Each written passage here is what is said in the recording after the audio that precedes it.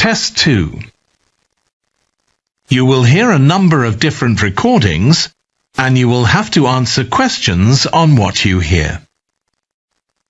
There will be time for you to read the instructions and questions, and you will have a chance to check your work.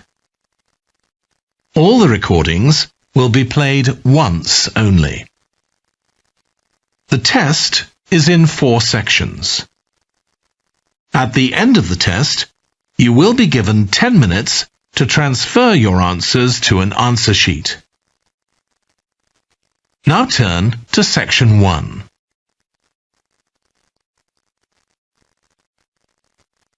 Section 1.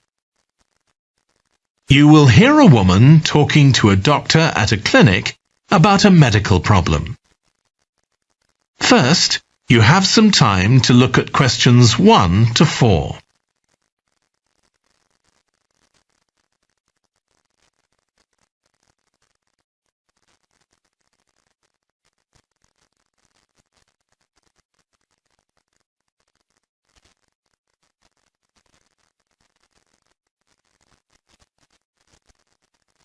You will see that there is an example that has been done for you.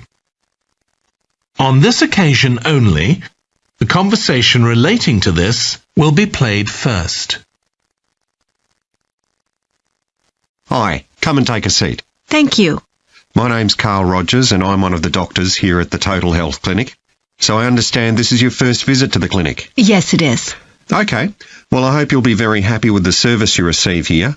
So if it's all right with you, I'll take a few details to help me give you the best possible service. Sure. So, can I check first of all that we have the correct personal details for you? So your full name is Julie Ann Garcia. That's correct. The woman's name is Julie Ann Garcia. So Garcia has been written in the space. Now we shall begin. You should answer the questions as you listen, because you will not hear the recording a second time. Listen carefully and answer questions 1 to 4. Hi, come and take a seat. Thank you. My name's Carl Rogers and I'm one of the doctors here at the Total Health Clinic. So I understand this is your first visit to the clinic? Yes, it is. Okay, well I hope you'll be very happy with the service you receive here. So if it's all right with you, I'll take a few details to help me give you the best possible service. Sure. So, can I check first of all that we have the correct personal details for you? So your full name is Julie Ann Garcia. That's correct. Perfect. And can I have a contact phone number? It's 219-442-9785. Okay, and then can I just check that we have the correct date of birth? October 10th, 1992. Oh, I actually have 1991.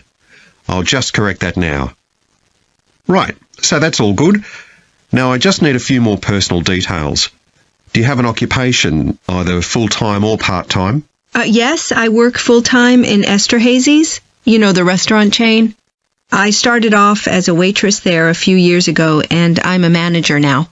Oh, I know them. Yeah, they're down on 114th Street, aren't they? That's right.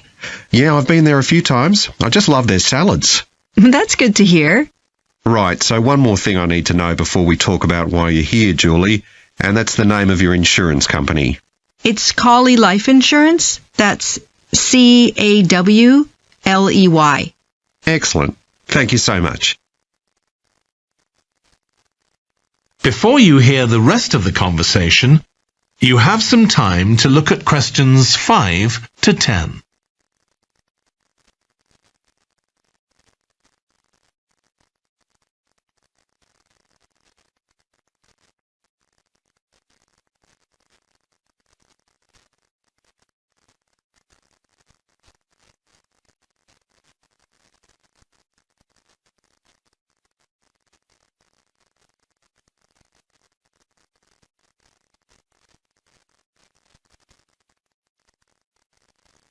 Now listen and answer questions 5 to 10. Now, Julie, let's look at how we can help you.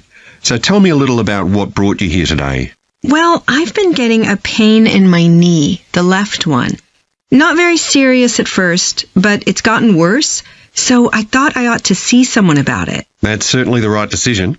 So how long have you been aware of this pain? Is it just a few days, or is it longer than that? Longer. It's been worse for the last couple of days, but it's 3 weeks since I first noticed it. It came on quite gradually, though, so I kind of ignored it at first. And have you taken any medication yourself or treated it in any way? Yeah, I've been taking medication to deal with the pain, Tylenol, and that works okay for a few hours, but I don't like to keep taking it. Okay. And what about heat treatment? Have you tried applying heat at all? No, but I have been using ice on it for the last few days. And does that seem to help the pain at all? A little, yes. Good. Now, you look as if you're quite fit normally. I am, yes. So do you do any sport on a regular basis? Yes, I play a lot of tennis. I belong to a club, so I go there a lot. I'm quite competitive, so I enjoy that side of it as well as the exercise, but I haven't gone since this started. Sure. And do you do any other types of exercise? Yeah, I sometimes do a little swimming, but usually just when I'm on vacation. But normally I go running a few times a week, maybe 3 or 4 times. So your legs are getting quite a pounding, but you haven't had any problems up to now? No, not with my legs. I did have an accident last year when I slipped and hurt my shoulder, but that's better now. Excellent. And do you have any allergies? No, none that I'm aware of. And do you take any medication on a regular basis? Well, I take vitamins, but that's all. I'm generally very healthy. Okay. Well, let's have a closer look and see what might be causing this problem. If you can just get up. That is the end of section 1. You now have half a minute to check your answers.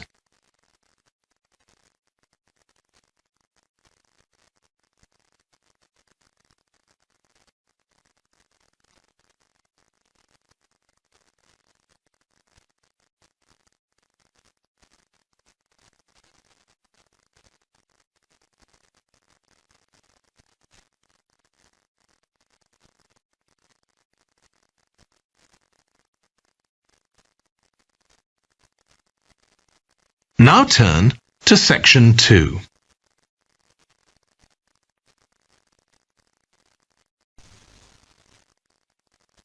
Section 2.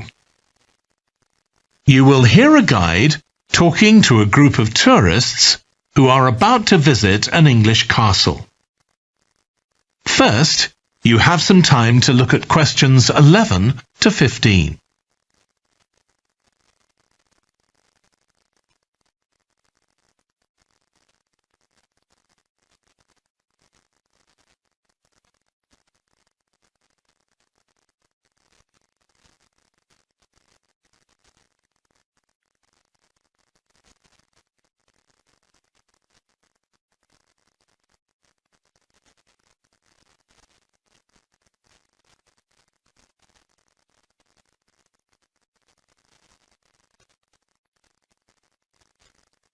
Now listen carefully and answer questions 11 to 15.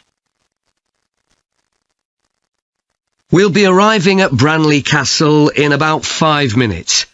But before we get there, I'll give you a little information about the castle and what our visit will include. So, in fact, there's been a castle on this site for over 1100 years. The first building was a fort constructed in 914 AD for defence against Danish invaders by King Alfred the Great's daughter, who ruled England at the time. In the following century, after the Normans conquered England, the land was given to a nobleman called Richard de Vere, and he built a castle there that stayed in the de Vere family for over 400 years. However, when Queen Elizabeth I announced that she was going to visit the castle in 1576, it was beginning to look a bit run down.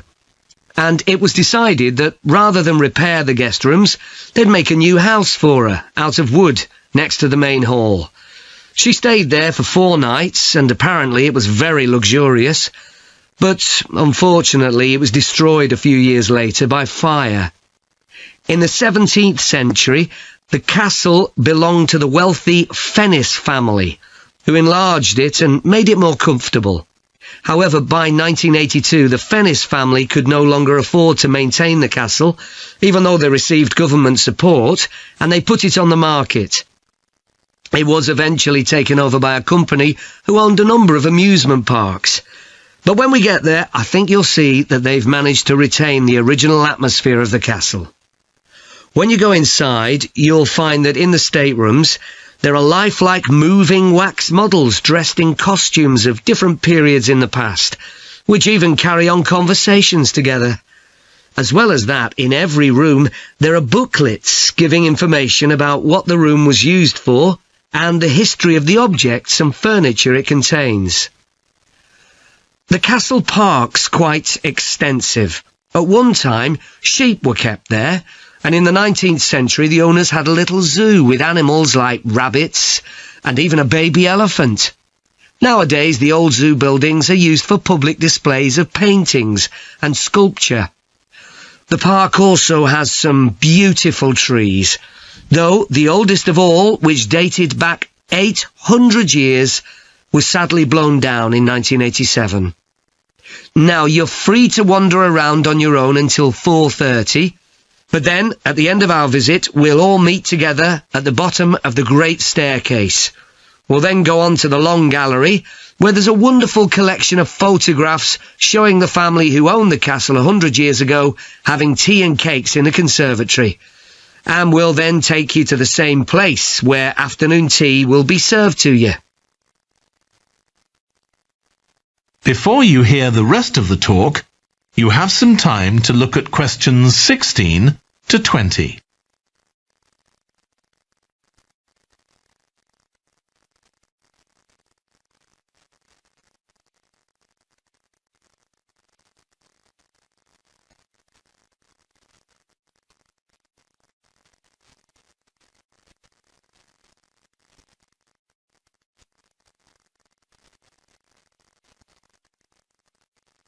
Now listen and answer questions 16 to 20.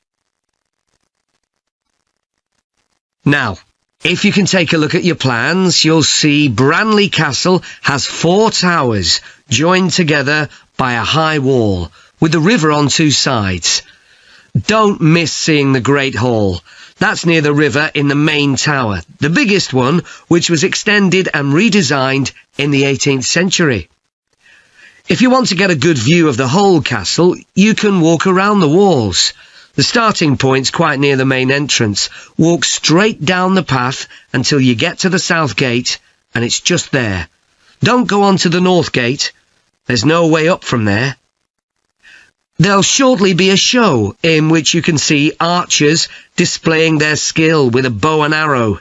The quickest way to get there is to take the first left after the main entrance and follow the path past the bridge. Then you'll see it in front of you at the end.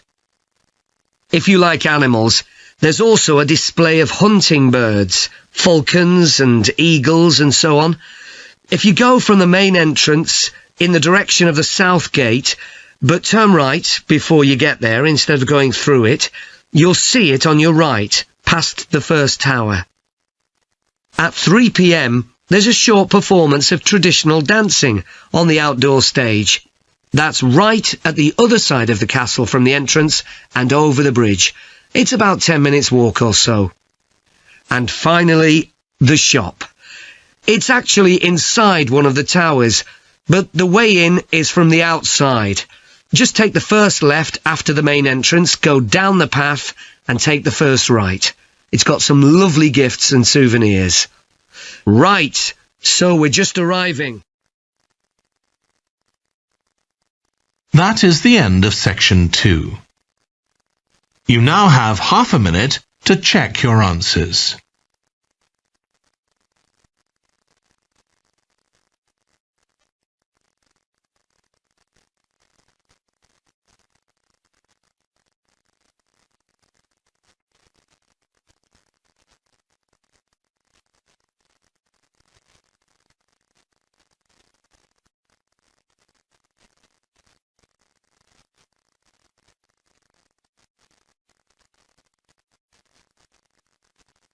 Now turn to Section 3.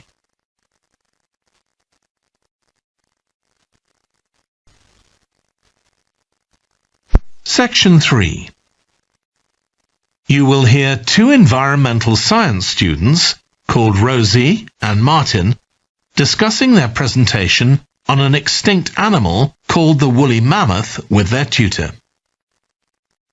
First, you have some time to look at questions 21 to 24.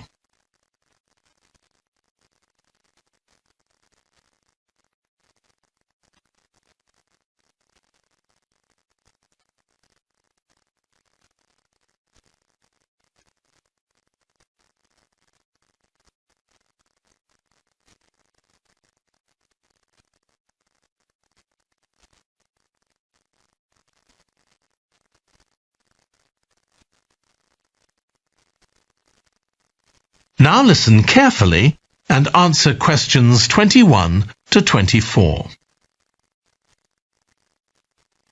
So, Rosie and Martin, let's look at what you've got for your presentation on woolly mammoths.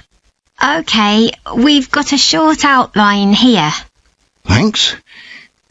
So, it's about a research project in North America. Yes, but we thought we needed something general about woolly mammoths in our introduction to establish that they were related to our modern elephant, and they lived thousands of years ago in the last ice age. Maybe we could show a video clip of a cartoon about mammoths, but that'd be a bit childish. Or we could have a diagram. It could be a timeline to show when they lived, with illustrations. Or we could just show a drawing of them walking in the ice. No, let's go with your last suggestion. Good. Then you're describing the discovery of the mammoth tooth on St. Paul's Island in Alaska and why it was significant. Yes, the tooth was found by a man called Russell Graham. He picked it up from under a rock in a cave. He knew it was special. For a start, it was in really good condition, as if it had been just extracted from the animal's jawbone. Anyway, they found it was 6,500 years old. So why was that significant? Well, the mammoth bones previously found on the North American mainland were much less recent than that, so this was really amazing. Then we're making an animated diagram to show the geography of the area in prehistoric times. So, originally, St. Paul's Island wasn't an island. It was connected to the mainland, and mammoths and other animals, like bears, were able to roam around the whole area. Then the climate warmed up, and the sea level began to rise, and the island got cut off from the mainland.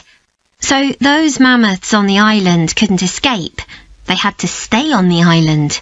And in fact, the species survived there for thousands of years after they'd become extinct on the mainland. So why do you think they died out on the mainland? No one's sure.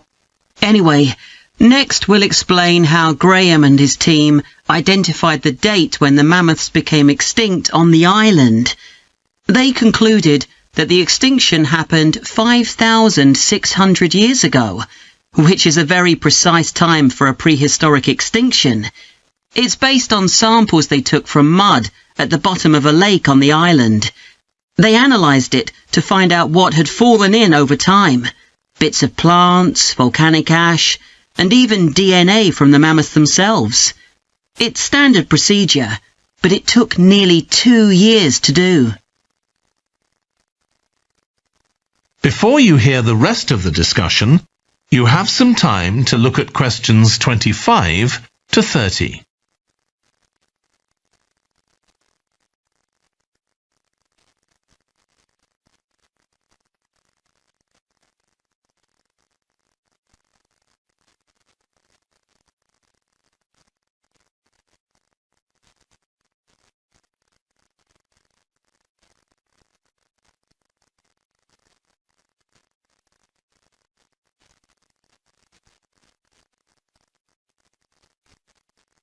Now listen and answer questions 25 to 30. So why don't you quickly go through the main sections of your presentation and discuss what actions needed for each part? OK. So, for the introduction, we're using a visual. So once we've prepared that, we're done. I'm not sure. I think we need to write down all the ideas we want to include here, not just rely on memory. How we begin the presentation is so important. You're right. The discovery of the mammoth tooth is probably the most dramatic part, but we don't have that much information, only what we got from the online article. I thought maybe we could get in touch with the researcher who led the team and ask him to tell us a bit more. Great idea. What about the section with the initial questions asked by the researchers? We've got a lot on that, but we need to make it interesting. We could ask the audience to suggest some questions about it, and then see how many of them we can answer. I don't think it would take too long. Yes, that would add a bit of variety. Then the section on further research carried out on the island, analysing the mud in the lake. I wonder if we've actually got too much information here. Should we cut some? I don't think so, but it's all a bit muddled at present. Yes, maybe it would be better if it followed a chronological pattern. I think so. The findings and possible explanations section is just about ready, but we need to practice it so we're sure it won't overrun. I think it should be okay, but yes, let's make sure.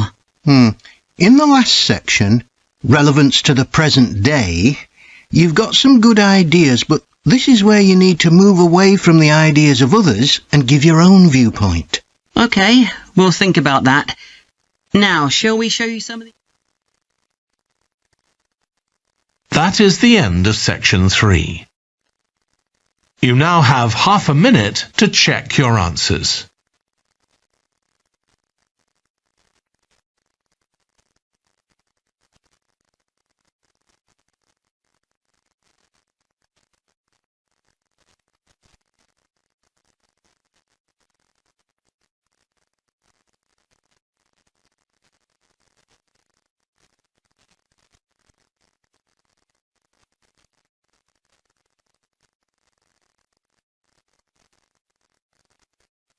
Now turn to section 4.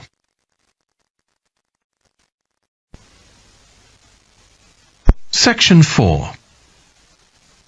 You will hear a lecture about the history of weather forecasting. First, you have some time to look at questions 31 to 40.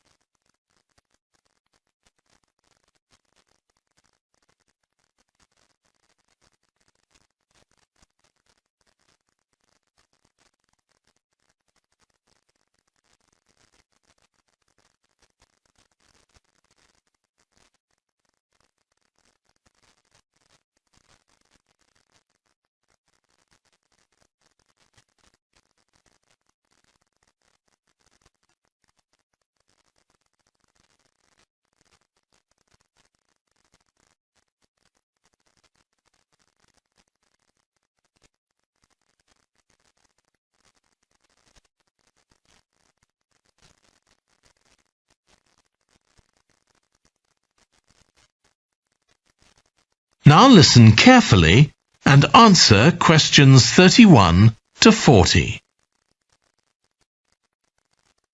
In this series of lectures about the history of weather forecasting, I'll start by examining its early history.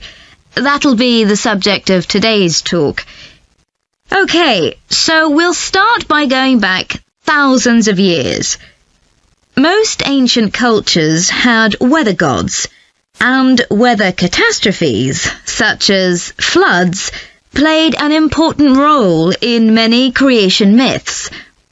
Generally, weather was attributed to the whims of the gods, as the wide range of weather gods in various cultures shows.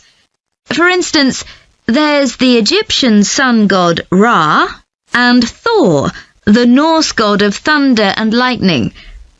Many ancient civilizations developed rites such as dances in order to make the weather gods look kindly on them. But the weather was of daily importance. Observing the skies and drawing the correct conclusions from these observations was really important. In fact, their survival depended on it. It isn't known when people first started to observe the skies, but at around 650 BC, the Babylonians produced the first short-range weather forecasts, based on their observations of clouds and other phenomena. The Chinese also recognized weather patterns, and by 300 BC, astronomers had developed a calendar which divided the year into 24 festivals, each associated with a different weather phenomenon.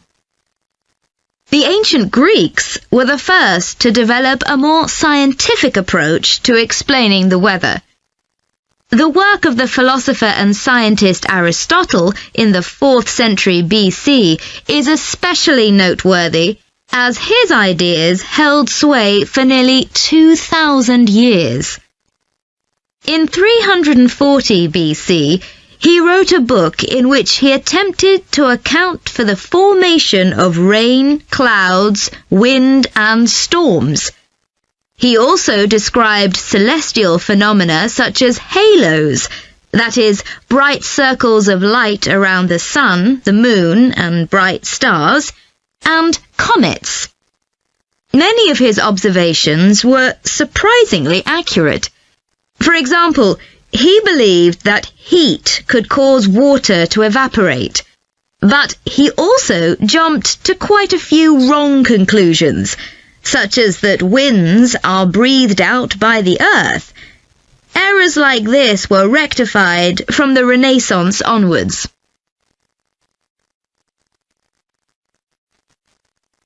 For nearly 2,000 years, Aristotle's work was accepted as the chief authority on weather theory. Alongside this, though, in the Middle Ages, weather observations were passed on in the form of proverbs, such as red sky at night, shepherd's delight, red sky in the morning, shepherd's warning. Many of these are based on very good observations and are accurate, as contemporary meteorologists have discovered. For centuries, any attempt to forecast the weather could only be based on personal observations. But in the 15th century, scientists began to see the need for instruments. Until then, the only ones available were weather vanes to determine the wind direction and early versions of rain gauges. One of the first, invented in the 15th century, was a hygrometer, which measured humidity. This was one of many inventions that contributed to the development of weather forecasting. In 1592, the Italian scientist and inventor Galileo developed the world's first thermometer. His student Torricelli later invented the barometer, which allowed people to measure atmospheric pressure.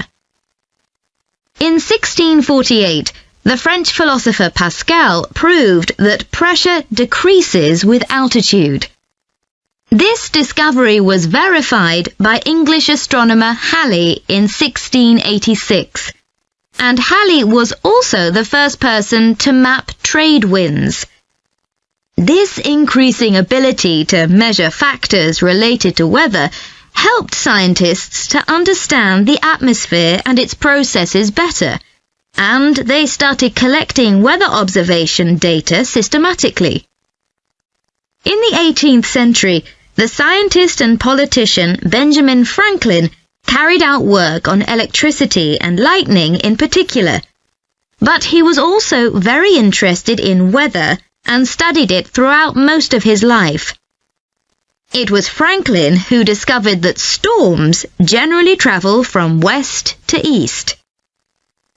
In addition to new meteorological instruments, other developments contributed to our understanding of the atmosphere. People in different locations began to keep records, and in the mid-19th century, the invention of the telegraph made it possible for these records to be collated.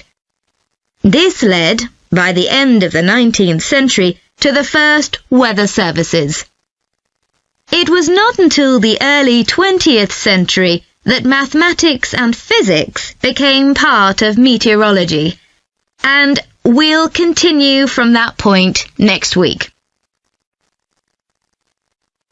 That is the end of section 4.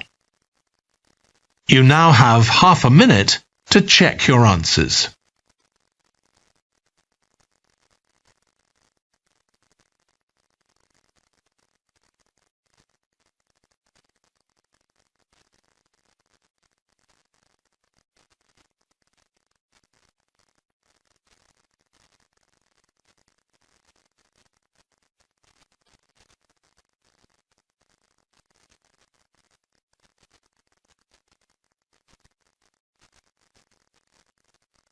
That is the end of the listening test. In the Ielts test, you would now have 10 minutes to transfer your answers to the answer sheet.